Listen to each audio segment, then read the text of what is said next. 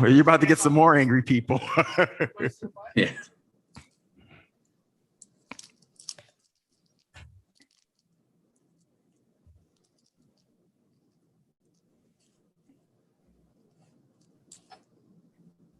Well, good evening, everybody. We have Tyler with us from Pyramyd Air. How you doing, Tyler? Great. Thanks for having me, Rick. Absolutely. We just did a wrap of our day's events. We had a great time today here at Expo. I know you're like super busy, so I'm not going to ask you if you sat at your desk and watched us all day. Watched all of the fun we had, but I hope you're able to catch at least some of it anyway. It's been a challenge out here. YouTube's been fun, and we've had all kinds of stuff that's been a bit of a challenge. Yes. You guys have a problem with your audio? With my audio. You know why? So it's not The reason there's a problem with my audio is because my there we mic wasn't go. on. There you go. And there, we've had a lot of those problems today as well. But you know, hey, I'm going to chalk it up to we're really stinking tired. So Yeah, you guys are working hard. Yeah. Do you know everybody yeah. up here? We've got well, myself. You know Joe and Travis. Of course. We got Larry Yep. from Airguns of Arizona and Angie down at the end. Have Yep. you seen any of Angie's stuff? She's doing some work for you guys. So Yeah, I think actually we met at SHOT Show maybe a year or two, 2 years ago, maybe. probably, yep. Okay, so you know all of us, and I know you back from the days of Needle Chat and such fun times we Yes. had back in the day. Fun, not so fun memories of that whole scenario. So tell me, what's going on with you, man? Oh, just busy, trying to keep up with everything that's going on in the wide, wonderful world of air guns, right? Yeah. It's just been absolutely insane. Just, things, I can't say I've ever seen anything like this in my time at Pyramyd, that things just come in and go right out the door. And it seems to be just about everything, whether it's ammo or guns or accessories. It's just been, it's been great for business, but also just a struggle to, keep up to date with what's going on and, keep customers happy, all that sort of stuff. It's COVID's been a blessing and a curse in that regard. Right. Yeah. All the shipping delays and the lack of product. And yeah, I think everyone's going through the same thing. Is your mic on? Did you do the same thing I did? Leave your mic off? Oh, mine's on. All right, just checking. I wanted to purposely interrupt your flow. But go ahead. Okay, thanks, Greg. But I think, yeah, everyone's in the same boat. And it doesn't look like it's going to end anytime soon, unfortunately. Well, is it more of like Larry was saying, not so much lack of product, but more product going out? More people buying? Yeah, there's a lot of Yes. people buying. Yeah. And I don't know about Pyramyd Yeah, I Air, think- but we were selling things that we forgot we had. And they were still on our website, but no one had asked for them maybe for years. And so that was a good thing. Webley pellets. Yeah, we've seen a lot of the same, and it's some of it's people ordering in higher quantities than they had before, especially when you're talking about the ammo or CO2 things like that. Yeah. But a lot of it is, you just have people looking for anything they can get their hands on to shoot. Just with the ammo situation on the firearm side, it's a real thing.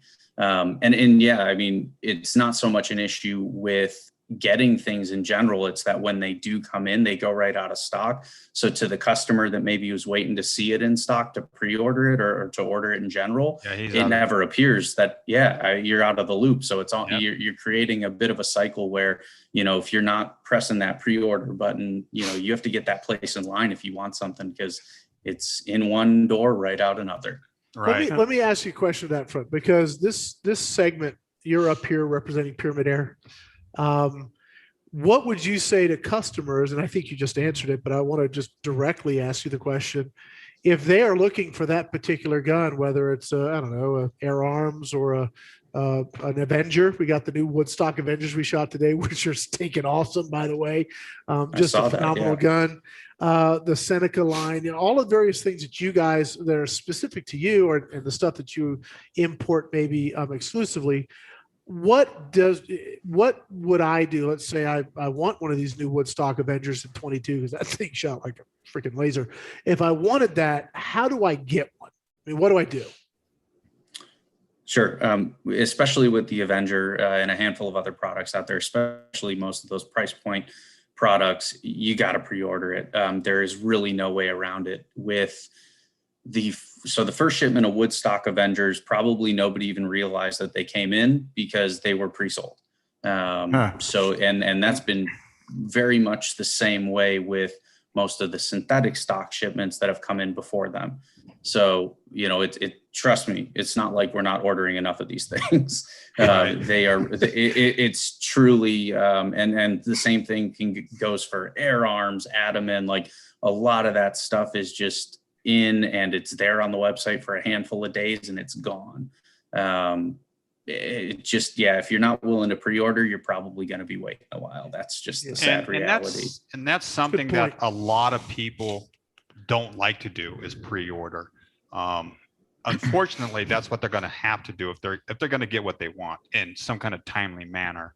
Otherwise, they might be waiting till 2023 to get what they're after. Let me ask another question. If I were to pre-order one, do you guys take the money immediately, or you take the money when it ships? How does that work with you guys? So the only way the money gets taken like from you immediately is if you pay with PayPal. And that's a PayPal thing, not an us thing. So if you pay with a credit card, we don't charge it until the product's there and ready to go. Okay. The same Very thing reasonable. with Affirm, which is like one of those prepayment kind of credit methods. Sure. When you use that, that actually sets like a time limit or something on the credit that they advance you. But obviously you're not getting charged for that until the product ships out. So there are lots of ways you can do it where it's not coming out of your pocket until it's actually there. So I think that notion of I don't want to pre-order, even if it is a moving date as far as when the product's going to be there, it's not like it's coming out of your pocket, so to speak, like I said, unless you pay with PayPal. So it's really not.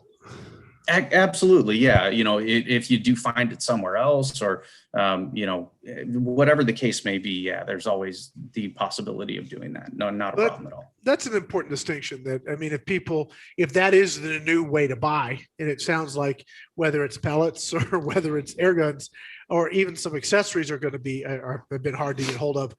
If you want it, just get on the list. I mean, you will. Eventually, you're going to go up far enough the list. You're going to get that next shipment. You're going to be one of the guys that gets it, but you're going to have to be more patient. And we have become a society of a whole bunch of got to have it right now people. Me being one of those people. Right. It is. Yeah, you can thank Amazon for that, right? Yeah, right. Look, I am terrible. I mean, next day Amazon, what do you mean? It's I got to pay for shipping. We just have a different mentality than we had 5 or 10 years ago. And it came to a screeching halt, and reality set in that may just not be practical. Yeah, absolutely. So, and I wonder too, all of this going on and people needing to pre-order and everything like that. Once it does come to a stabilization, and it eventually will happen, it'll stabilize and things will come back to somewhat of a norm. I think at that point, we're going to have so many new shooters in the fold. I think business is still going to be skyrocketing. I really do. I think it's going to continue to just climb and climb, mostly because of the ammo shortage for the powder burners. And a lot of people actually, aren't working, so they have a lot of time and they got to fill their free time.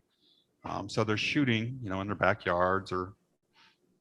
It's a great sport. I mean, just hands down. I used to remember going back and forth, and I'm sure you dealt with this too, Tyler, where you talk to maybe a firearms guy and or people just in general, and they were thinking you were trying to say it's air guns or firearms. No, it's and. I mean, this is another way to shoot. Why would you not do it? I mean, it's not like I know I've got an air gun. I got to run all of my real guns. No, that's not it at all.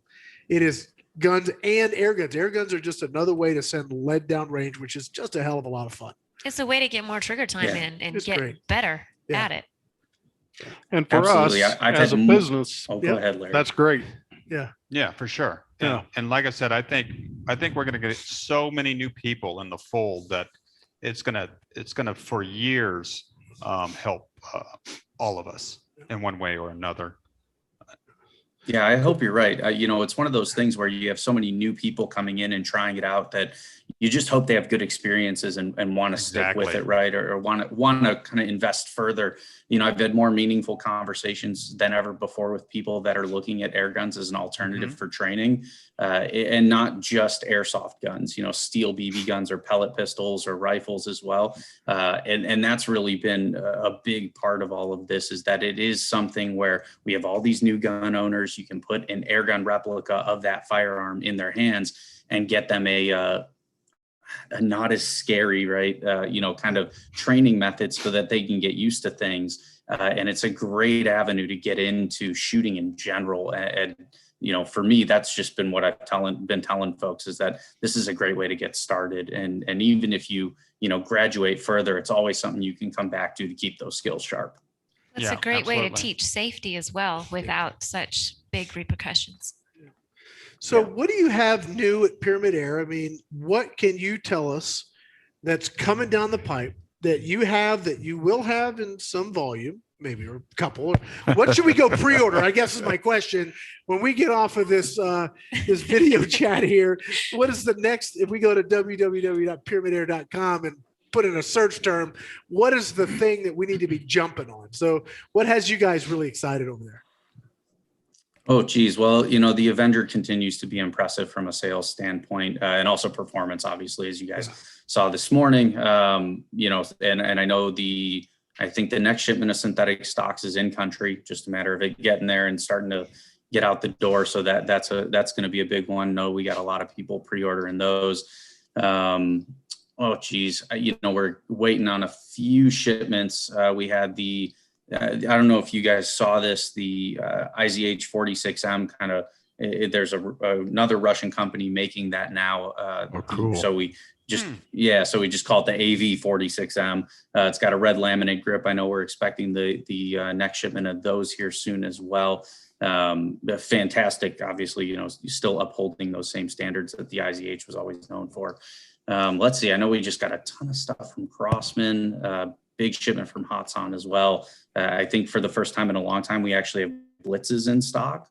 For those that are looking for one. And obviously, we've gotten some pretty healthy pellet shipments from our friends at Predator over the last couple of weeks that just don't seem to fill it out. We got to talk to Pavel about, increasing production or something. I have stuff I could tell you.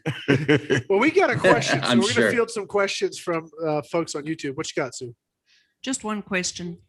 Tyler, Jerry Purnell would like to know how PA determine which brand of air guns they will sell. Oh, interesting question.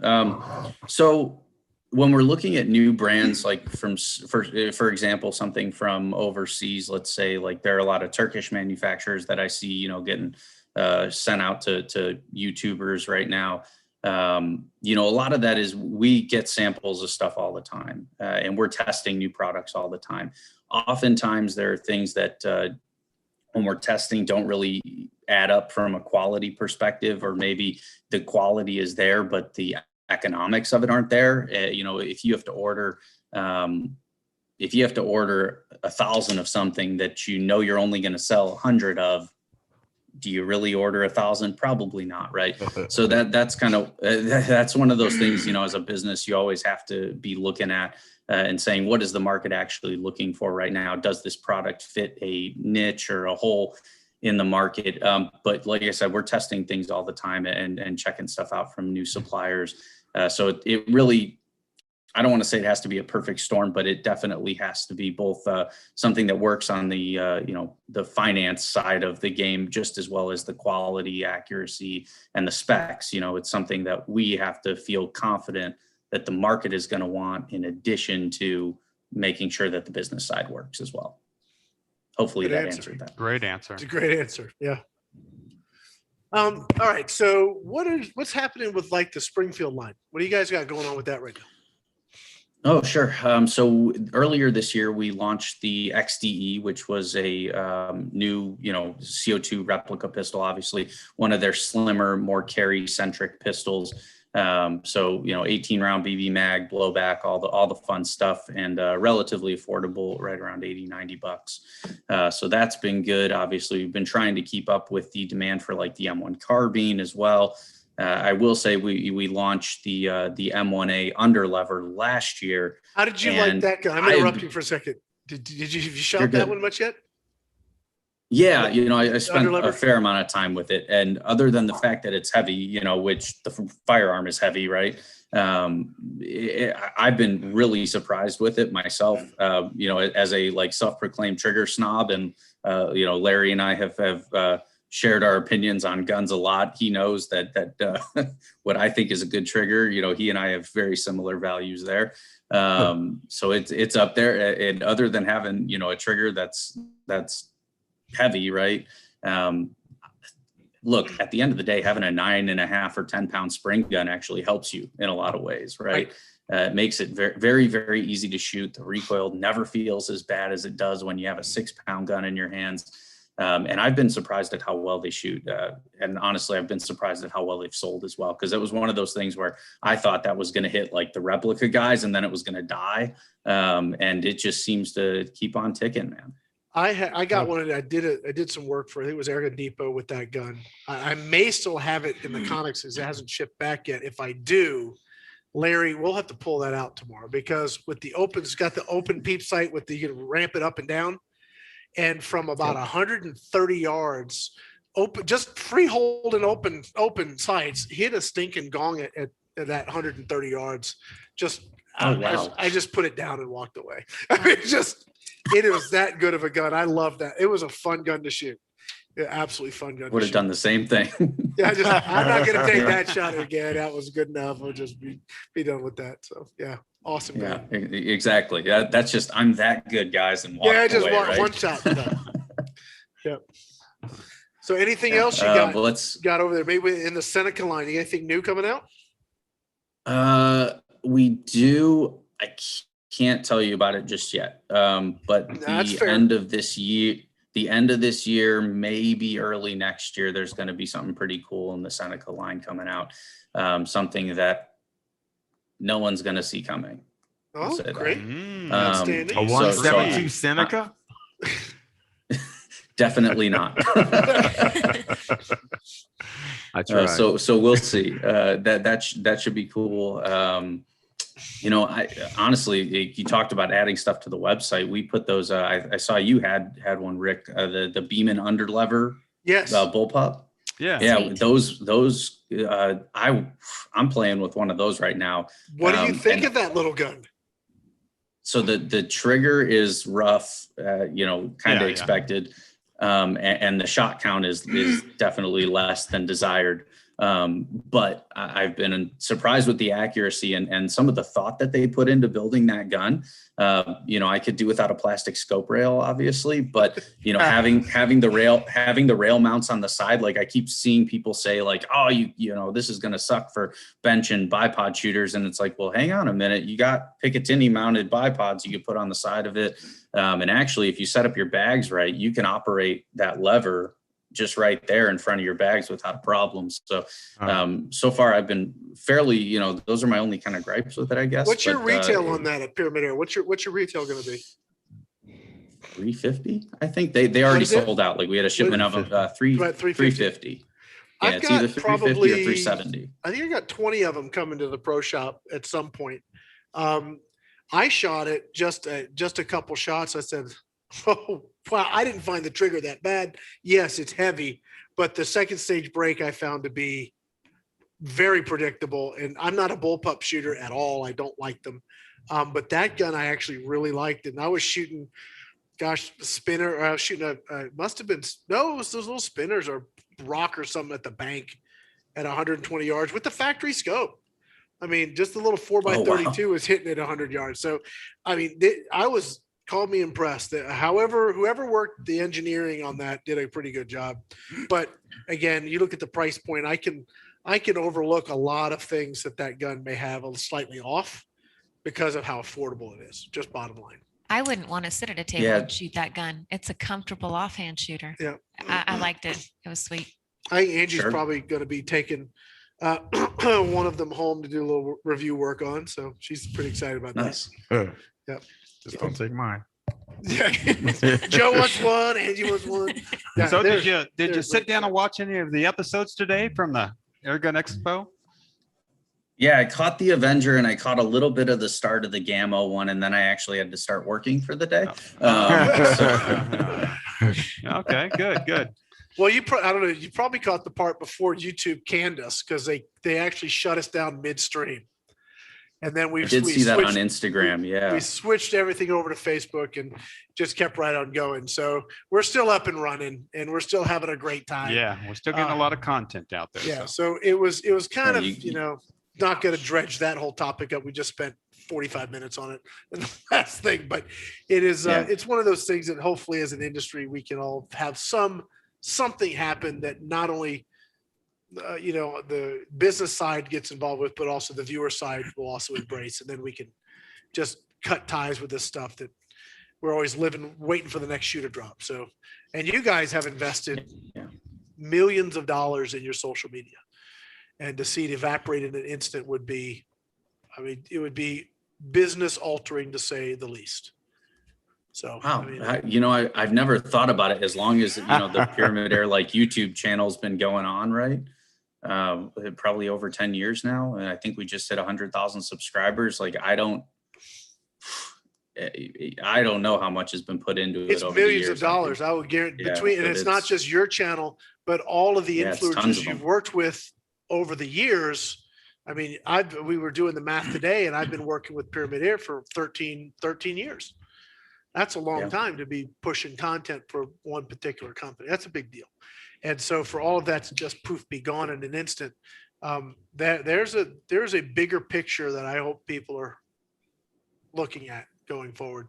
But let's talk about more guns. What else do you got? We talked about Springfield, we got the Avenger, we talked about Seneca that you can't talk about. We'll tell you something that happened to Joe today. Now, here's what happened. Let me tell you what happened. All right. So we're talking about the Sumatra, and it's how awesome it is. And granted, the 25 cal Sumatras are a great gun, but I was telling him how much better the Seneca Eagle Claw is in 25, and he was not agreeable to that possibility. Then he took the gun and went out, and he's come around a bit. Joe, why don't you just be honest and let people know what you really think now? Well, honestly, it was more me because I was shooting without a scope at 100 yards. And he was actually tagging the gun at 100 yards without a scope. Yes. But I was using my pellets too. So it's going to work right. You understand, Tyler. That's because you're the only one. It has to work right. Yeah, no, I love my Sumatra. And I was really hurt when you guys went to the Seneca.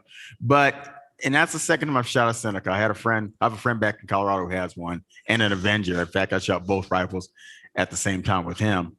But yeah, the Seneca is a little better than I thought it was.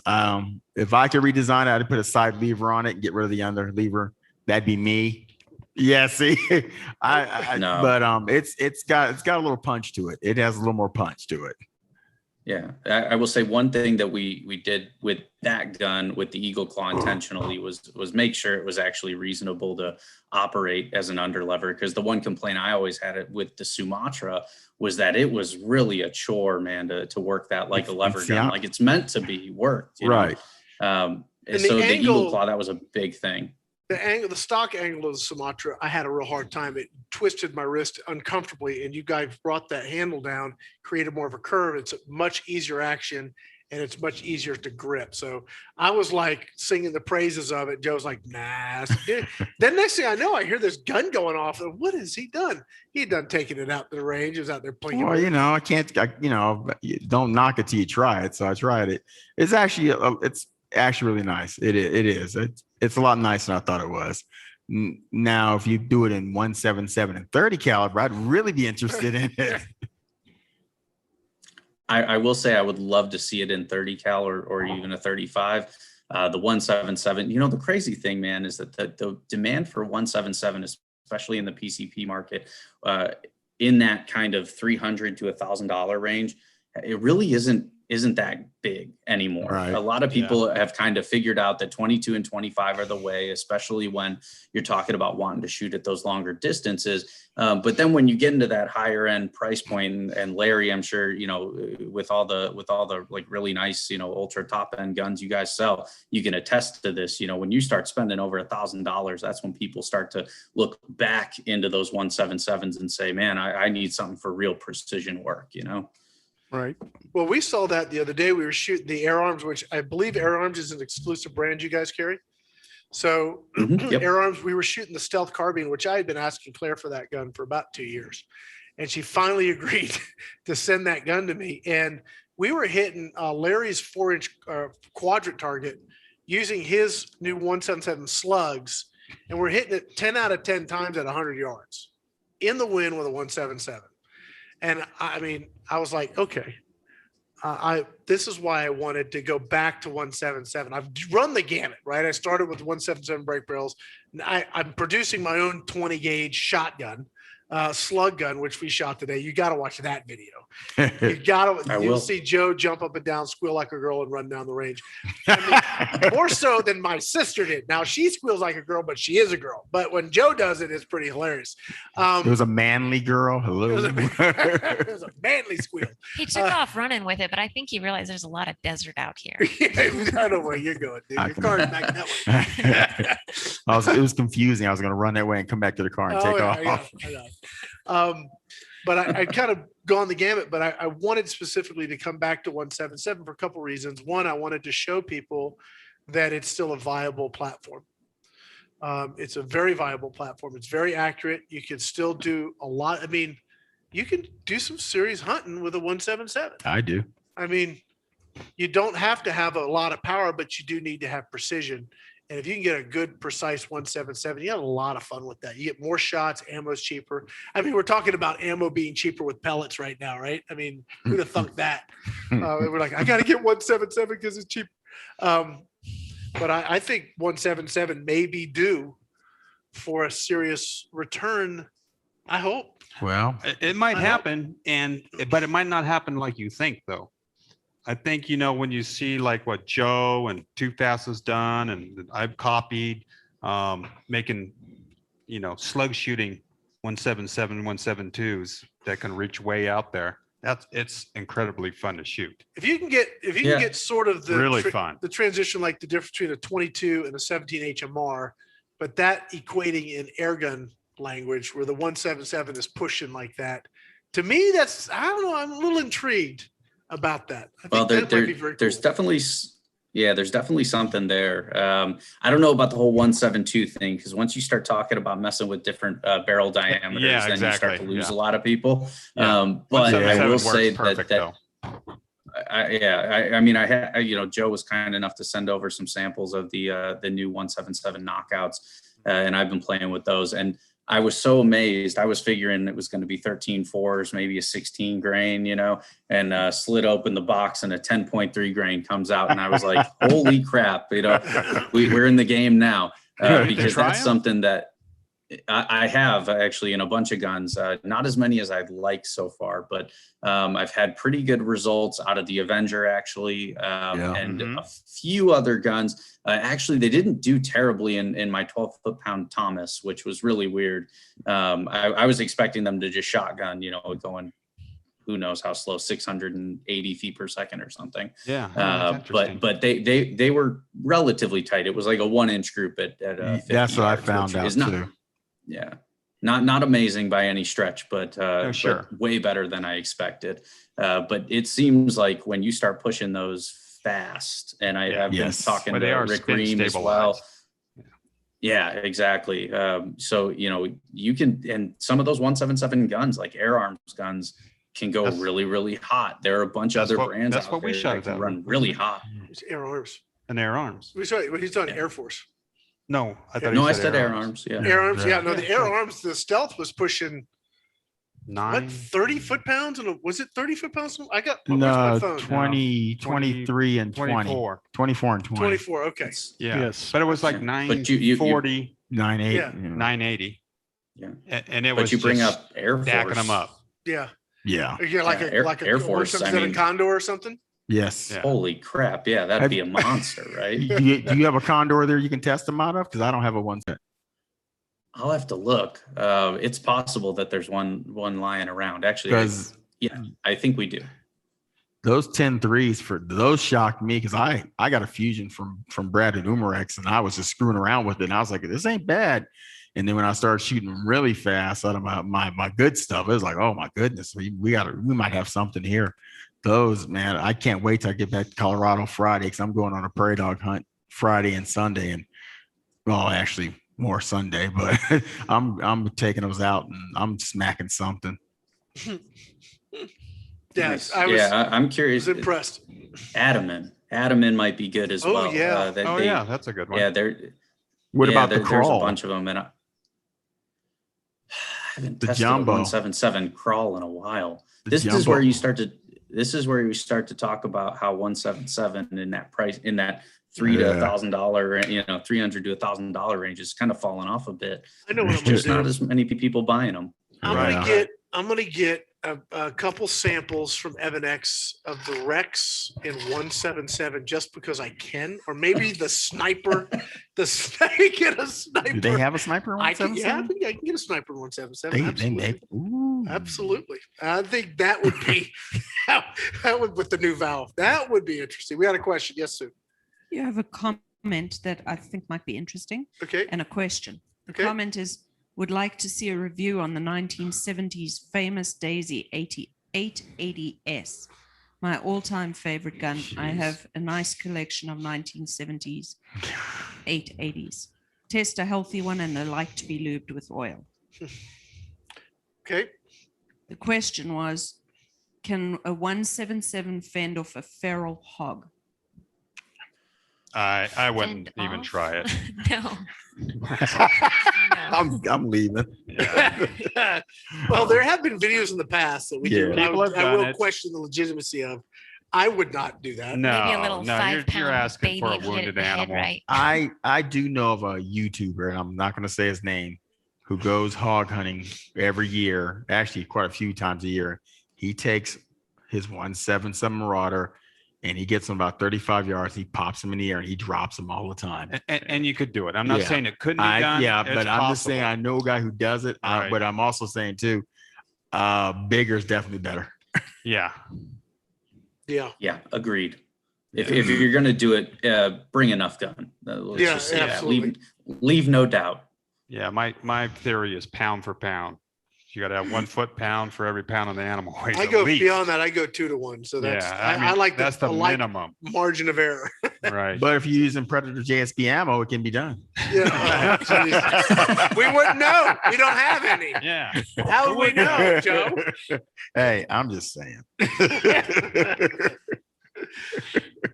Well, anybody have any questions for Tyler?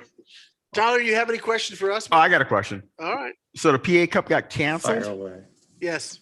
Yes. Oh, Just man. with the way the state of Ohio is handling things, it takes months and months to plan an event like the Cup or EBR or RMAC, Right. any of them, right? And for us to do all of that work with the potential for the state to come in and say, hey, like 80 people, 100 people. Oh, We said last year, if we're not going to do it down, right? We're not going to do it unless it's what it is meant to be. So that means, no restrictions. If I can't have spectators there, I don't want to do it, right? Because there are things like the gunslinger speed silhouette that people love to watch, and it gets the crowd going. It's one of the few spectator sport events we have in the world of air guns. And if we have to make concessions for the amount of shooters that we can have at the event, and maybe even restrict it to the public, it doesn't make sense to do it anymore.